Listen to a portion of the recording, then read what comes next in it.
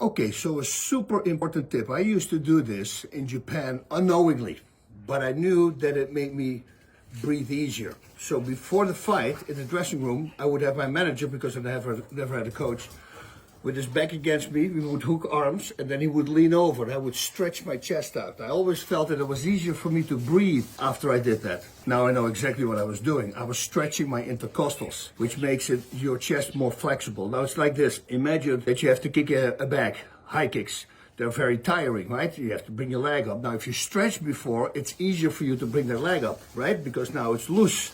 It's easier to bring it up, takes less power. It's the same with chest expansion. Chest expansion, if your chest is tight, it's going to be very hard to expand that chest. And we know by now, I hope you know, that breathing is done by chest expansion, right? Your lungs don't do anything. There's zero muscle in your lung. The way your lung expands is by expanding your chest, and that creates a vacuum between the body and the lungs, and that vacuum actually opens up your lungs. So I always say this to people: your chest doesn't expand because you put air in them.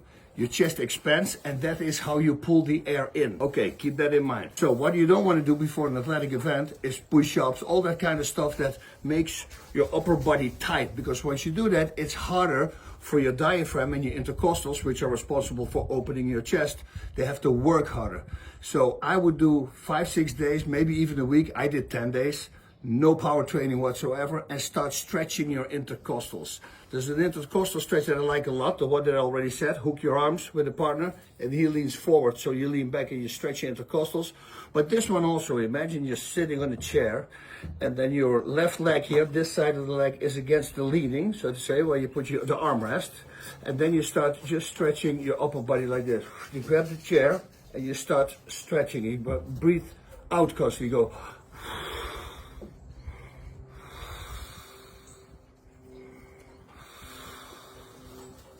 and hold those stretches, and do it on the other side as well.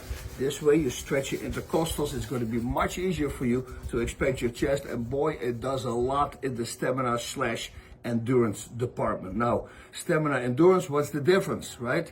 Well, endurance is doing something like at 80% for as long as you can. And stamina is doing something as hard as you can for as long as you can, but that's going to be a shorter time, so it's more explosive. The explosive muscles, the fast twitch fibers, the slow twitch fibers, most of the time, those guys are the endurance guys. And the hard hitters, the knockout artists, those guys are the fast twitch fibers. But there's a big difference in that, because fast twitch fibers, they need a lot of oxygen, so therefore you're going to need the O2 trainer even more. But that's it. Stretch your chest, and you watch what happens before you do a workout. It's amazing, because you have way more air, and it's way more easier to expand your chest, so to pull that air in. All right, Godspeed, and breathe on.